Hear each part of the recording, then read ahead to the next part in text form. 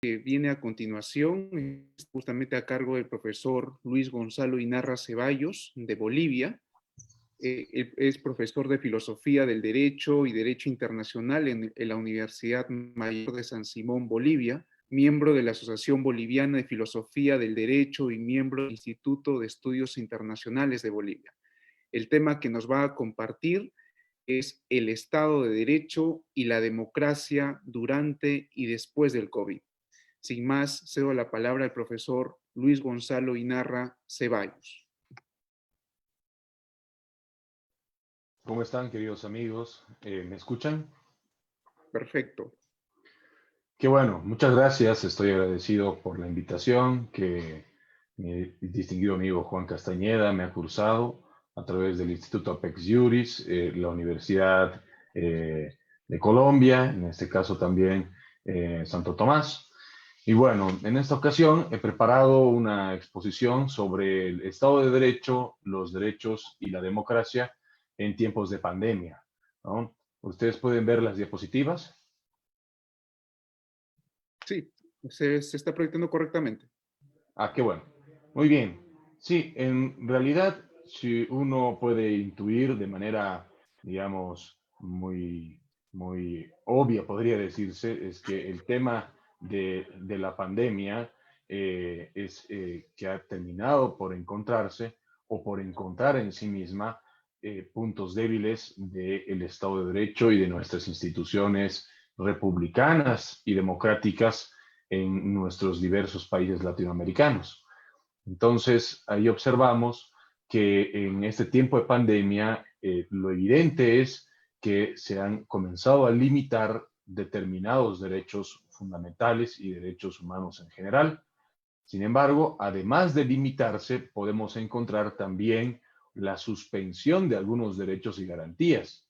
Es decir, estoy tratando de hablar de manera general, basándome en noticias de los diversos países, y encontramos que en todos los países lo que se tiene en común es estas dos situaciones: limitaciones por un lado y suspensiones de los derechos por otra parte, ¿no? Entonces, ahí observamos que cuando hablamos de limitaciones de derechos, observamos la limitación de los derechos a la circulación, a la reunión, a la agrupación, al comercio, entre otros. Estos parecen ser los más evidentes, ¿no? Las limitaciones más evidentes. Entonces, como en realidad observamos que el límite al derecho supone una restricción al ejercicio, más no su suspensión. Entonces, ahí analíticamente podríamos observar una diferenciación entre lo que es limitar y lo que es suspender, ¿no? Entonces, la limitación de los derechos, por ejemplo, el que estemos en cuarentena domiciliaria y el hecho de que en algunos días o por algunas horas podamos salir al mercado, a abastecernos, a la farmacia, ya con esta finalidad, hace evidente que no se trata de una suspensión, sino de una limitación al derecho.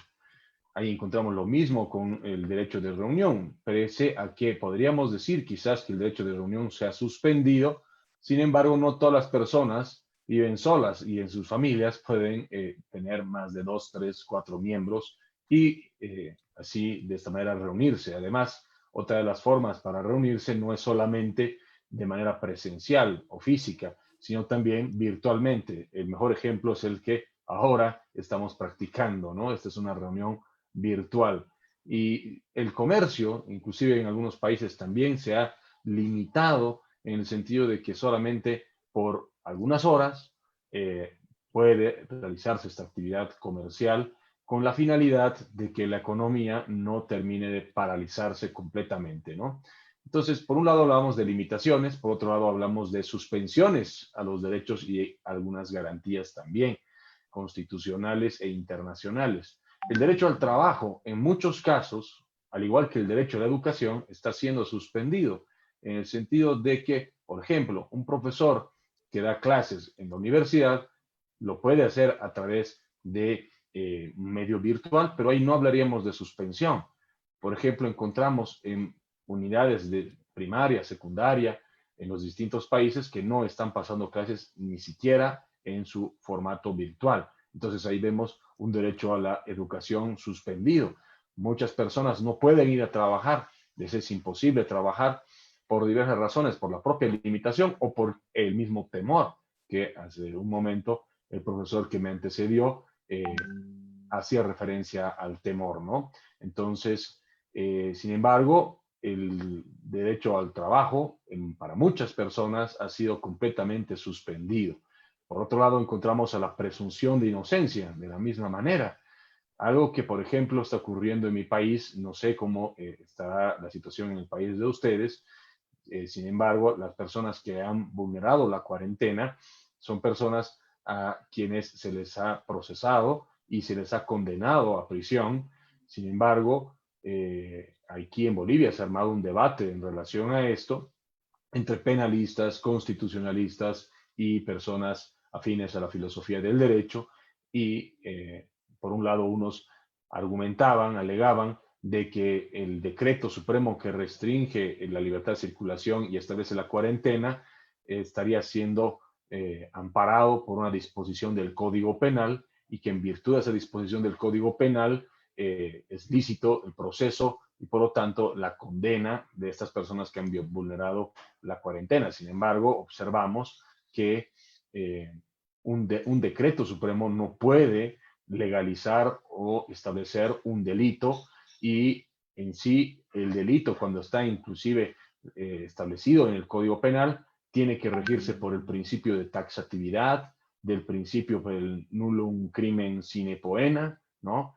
Y el criterio de reserva de ley y de jerarquía normativa. Entonces, y por encima del Código Penal está la presunción de inocencia que está en la Constitución y está en los tratados internacionales de derechos humanos, y por lo tanto es el Estado quien tiene que demostrar, en este caso la Fiscalía, el Ministerio Público, quien debería demostrar que la persona que ha vulnerado la cuarentena evidentemente constituye un peligro para la salud pública, ¿no? Entonces ese es el tipo penal de delito de salud pública, de atentado contra la salud pública, por el cual se ha estado procesando a las personas, y es cuando evidentemente aquí se ha vulnerado el principio de presunción de inocencia de todas estas personas al ya establecer directamente los jueces que por haber violado la cuarentena, directamente ellos ya están atentando contra la salud pública sin siquiera que se les demuestre que son personas que poseen la COVID-19, ¿no? Bien, entonces ahí encontramos dos situaciones que en tiempo de pandemia se dan, ¿no? El límite a los derechos y en algunos casos también la suspensión de los derechos y garantías. En un momento más me voy a referir cuando la Convención Americana de Derechos Humanos, artículo 27, se refiere a la suspensión de los derechos dentro de un estado de excepción. Bien, entonces pasamos a este otro punto. Entonces, ante esa situación, ante el hecho de que tengamos gobiernos que están limitando y restringiendo los derechos y también en algún caso suspendiendo, como mencionábamos, la pregunta es, entonces, ¿qué pasa con el rule of law? Es decir, con el Estado de Derecho. Aquí la idea es que más que nunca hoy necesitamos que la Constitución se active aún más, ¿no? Aquí, por ejemplo, postulo un criterio de procesalismo constitucional, por ejemplo, basándome en un autor como Carlos Santiago Nino, ¿no? Que establecía que la propia Constitución nos otorga ciertos procedimientos para hacer posible la sustanciación o materialización de los derechos. Entonces, este principio, este criterio creo que es fundamental para limitar el autoritarismo, que es algo que se da en los hechos, es decir, pienso yo particularmente que tratar de discutir que los autoritarios tienen que dejar de serlo, entonces creo que es una cuestión imposible de exigir, ¿no? Porque los autoritarios siempre van a ser autoritarios. Una persona que no es autoritaria en lo común, pero cuando se le otorgan poderes, como es en el caso de los presidentes, pues estos mismos poderes hacen que esta persona puede emplearlos y en algún caso también hacer un uso excesivo de los mismos. Entonces, lo que en sí el constitucionalismo nos muestra es los límites, los controles al poder, ¿no? Entonces, lo que primero encontramos un límite o unos controles al poder en la Constitución y en los tratados internacionales, ¿no? Entonces, la Constitución establece ciertos procedimientos. Por ejemplo, en nuestras constituciones está el estado de excepción o la declaratoria del estado de excepción. En algunos países, además del estado de excepción, está el estado de emergencia o estado de alarma. Entonces, la Constitución ya prevé que en situaciones como esta, de gran emergencia y de emergencia sanitaria, por ejemplo, debe activarse este procedimiento donde se le otorga un poder, en la mayoría de los casos, al Ejecutivo, pero este poder, la declaratoria de excepción, puede estar sometida a fiscalización en el caso de Bolivia, la Asamblea Legislativa Plurinacional, el Congreso de un país. Entonces, aquí encontramos que en la mayoría de nuestros casos, los congresos han dejado de cumplir ese rol de fiscalización y cumplir un rol de legislación activa que tienen que tener hoy más que nunca, porque ellos son los que representan al pueblo, ¿no? Es decir, en la lógica de la democracia representativa. Pero al mismo tiempo, los parlamentos, los congresos están sometidos al Estado de Derecho. ¿Y esto qué quiere decir? Por ejemplo, encontramos ahí algunos límites o suspensiones a los derechos tienen que ser racionales, ¿no? En todo caso, todas las limitaciones tienen que ser racionales. Esto lo establece básicamente el artículo 27 de la Convención Americana, pero la Corte, dentro de su facultad o el poder que tiene de interpretar la Convención, ha establecido en dos opiniones consultivas de la década de los 80, una sobre el habeas corpus y suspensión de garantías, en algunos casos del Perú, si no recuerdo mal, el caso J versus Perú, también se establece estos criterios para limitar adecuadamente o suspender adecuadamente los derechos y garantías, ¿no? Entonces, ahí tienen ustedes en las diapositivas estos criterios, ¿no? Tiene que haber una situación de amenaza o una situación excepcional. Hoy estamos viviendo completamente, creo que estamos de acuerdo, una situación plenamente excepcional. Las limitaciones tienen que ser proporcionales, es decir, las medidas adoptadas tienen que ser proporcionales a la gravedad de la crisis. Entonces, preguntarnos si la medida de la cuarentena obligatoria es una medida proporcional a la crisis que se está viviendo, parece que sí lo es, ¿no? Entonces, sin embargo, la gran pregunta y lo que hace un momento afirmábamos es que esto no puede estar solamente supeditado a la discrecionalidad o arbitrariedad de los poderes ejecutivos, de los presidentes, el establecer dichas limitaciones mediante decretos. Para esto, las constituciones prevén situaciones de excepción o estados de excepción por donde, si bien ahí el presidente tiene la posibilidad de limitar o suspender ciertos derechos, es el Congreso, la Asamblea Legislativa, quien tiene que activar los controles, la fiscalización. Por otro lado, tenemos como otro de los elementos que dichas limitaciones tienen que ser completamente temporales. Esto es algo que es necesario resaltar. Muchos he estado hablando por parte de muchos filósofos también, Agamben, entre ellos el propio Zizek, pero principalmente también encontramos al surcoreano Byung-Chul Han, quien ya nos habla de que existe este riesgo de que los países occidentales vayamos progresivamente transitando hacia estados mucho más autoritarios y en el caso de América Latina esto sería plenamente desastroso ya que tenemos sistemas de presidencialismos o en los hechos hiperpresidencialismos que todavía en épocas de pandemia se pueden observar con mayor claridad y con mayor rigor. Entonces, estas medidas tienen que ser completamente temporales, ¿no? Es más, mi país se está debatiendo que si algunas regiones ya pueden salir de la cuarentena. Sin embargo, una región de mi país que tenía 0 casos, se hablaba de esta situación y sin embargo, días posteriores comenzó a tener casos de COVID-19. Entonces, pero hay un momento de disminución donde dentro de los países distintas regiones geográficas pueden ya ir abandonando estas limitaciones o restricciones a los derechos. Bien, por otro lado, la Corte también establece que tiene que haber una compatibilidad con las obligaciones internacionales. ¿Esto qué quiere decir? Que se tienen que considerar los casos que la Corte ha resuelto, las interpretaciones de la Convención Americana, por ejemplo, a la limitación a la libertad de circulación, a la suspensión del derecho de educación, por ejemplo, que es una cuestión que debiera alarmarnos a todos. Nuestros países no tienen en sí socializadas la tecnología y la ampliación de la información a todos los estratos sociales, y por lo tanto encontramos estratos sociales que no gozan de Internet, no gozan de acceso, y en este caso a la información también, situación que es plenamente preocupante dentro de un Estado democrático de derecho.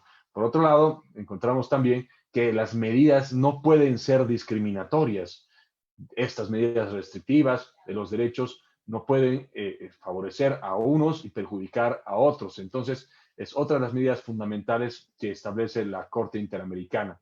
Luego, observamos que debe haber un alcance material de la suspensión de las garantías. Esto quiere decir que las personas de todas las edades o las personas de una determinada región pueden en sí ir saliendo progresivamente también, como firmamos hace un momento, de esta situación de restricción de los derechos, ¿no? Y por último, también está la obligación de notificar estados de excepción.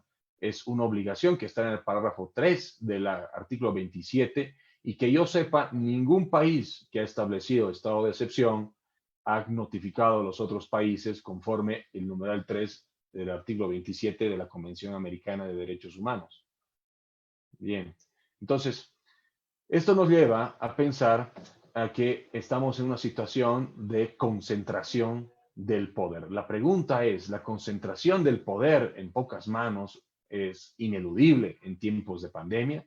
Creo que esta es una pregunta filosófica importante, vinculada a la filosofía política, pero que si damos una respuesta afirmativa, estaríamos descartando plenamente todo el discurso del Estado democrático de derecho, del rule of law. Entonces, decir que en esta situación, porque los presidentes toman decisiones más rápidas y se requieren decisiones más aceleradas y no podemos esperar que el Congreso sesione y se reúna, pues es renunciar básicamente dentro de un estado de excepción al Estado de Derecho.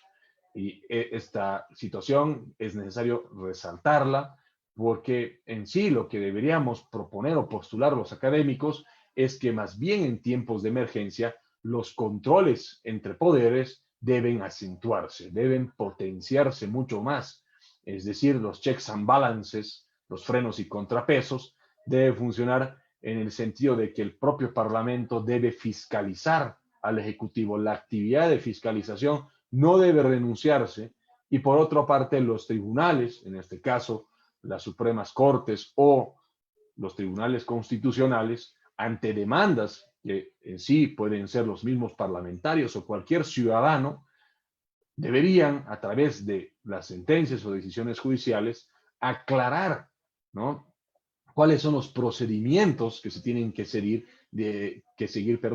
dentro de contextos de pandemia, en situaciones excepcionales como las actuales. Porque al parecer lo que sí está resaltando es que si bien las constituciones prevén situaciones de excepción, en su contenido lingüístico no utilizan términos muy precisos, y es más, el legislador constitucional, los constituyentes, difícilmente han podido prever una situación como la que el año 2020 nos toca vivir a todos los seres humanos. Entonces, para eso está el Tribunal Constitucional, tiene que ejercer su rol de intérprete de la Constitución y también vincular esa interpretación, inclusive si quieren ustedes, dentro de una lógica hermenéutica, como decía Hans-Georg Gadamer. Entonces, la hermenéutica nos permite vincular un texto, un contenido a una actual situación para darle una interpretación precisa que se ajuste a las actuales necesidades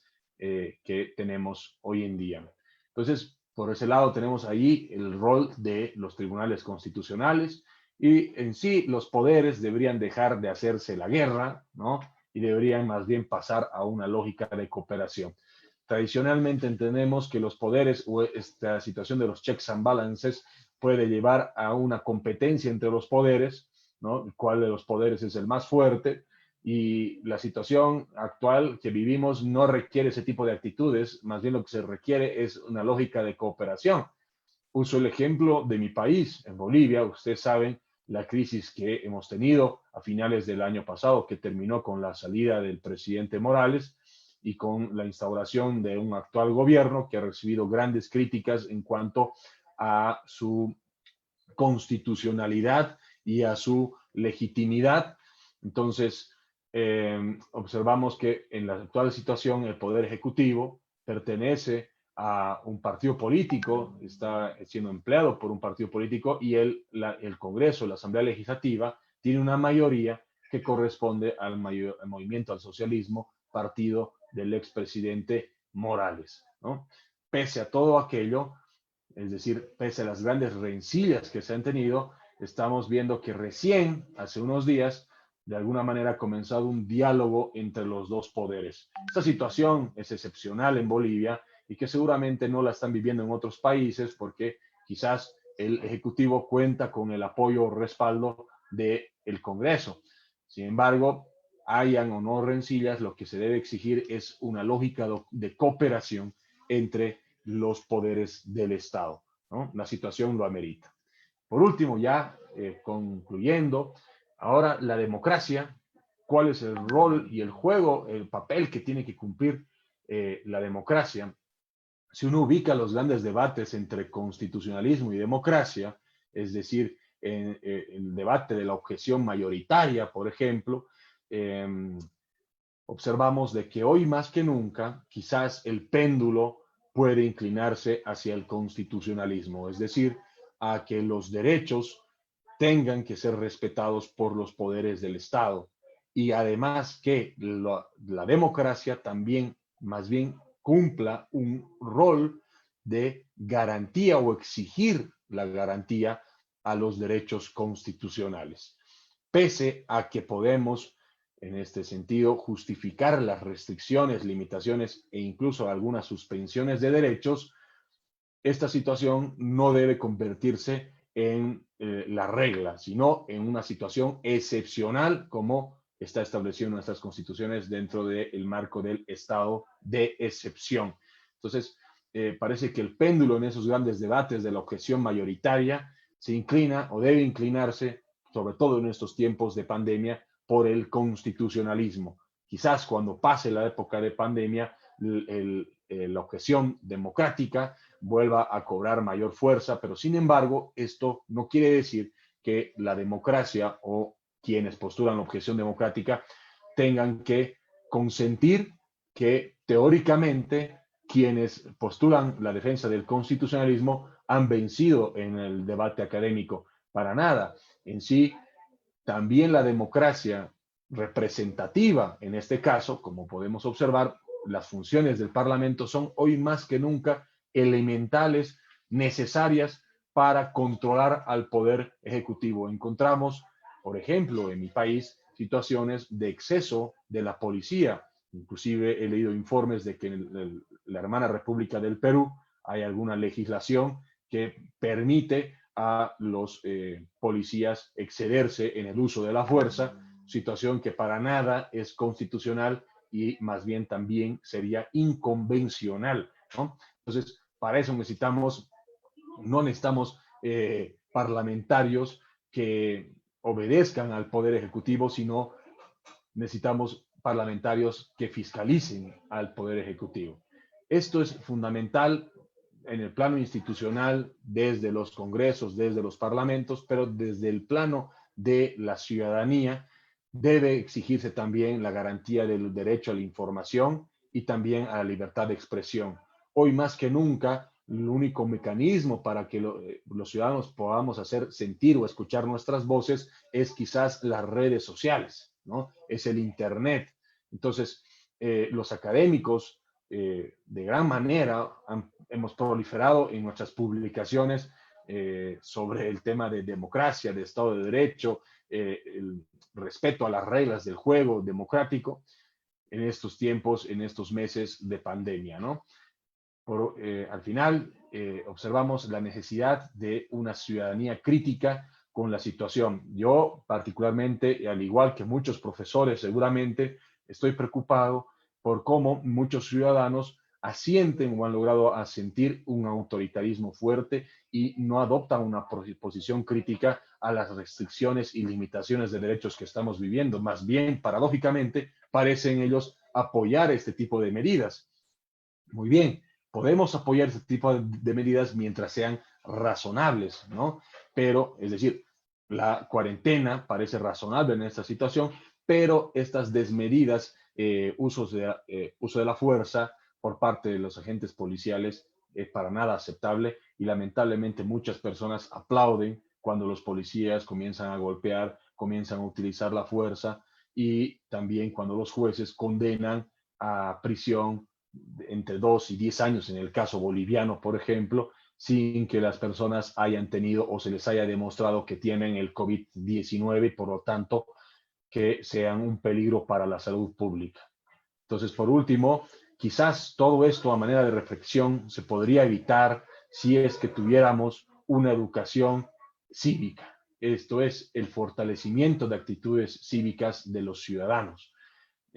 Ciudadanos críticos, ciudadanos responsables. Quizás la cuarentena no hubiera sido una medida tan necesaria si todos los ciudadanos hubiéramos tenido hábitos de higiene, hubiéramos sabido guardar distancias, hubiéramos sabido respetar lo que la ciencia y la medicina nos han aconsejado, que es el no dar la mano, el no dar abrazos en situaciones como actuales y en lugar de eso, más bien utilizar los correspondientes barbijos. Entonces, necesitamos mayor educación y hoy la educación lamentablemente está siendo restringida o como observamos, suspendida en muchos casos, cuando en realidad el Estado debería hacer más, ¿no? Me parece que el Estado quizás está tomando una posición muy cómoda, en mi entender, porque es, creo, relativamente fácil ordenar a las personas a que se recluyan y dejar de hacer en salud, dejar de hacer en educación, en establecer sistemas de información a favor de los ciudadanos. Esto es el acceso al Internet y otros elementos de información también que se requieren en democracia. Bueno, eso ha sido todo. Muchas gracias por escucharme. Un saludo a todos. Profesor Luis, muchísimas gracias por su intervención.